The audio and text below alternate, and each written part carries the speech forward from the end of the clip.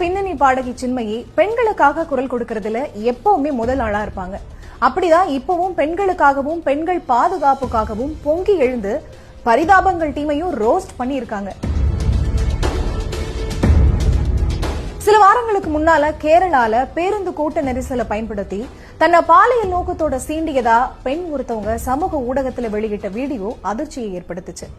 கோழிக்கோட்டை சேர்ந்த தீபக் அப்படிங்கிறவரு பேருந்துல கண்ணூருக்கு பயணம் செஞ்சப்போ அவர் கூட அதே பேருந்துல பயணம் செஞ்ச ரிஞ்சிதா அப்படிங்கிற பெண் ஒரு வீடியோவை வெளியிட்டாங்க.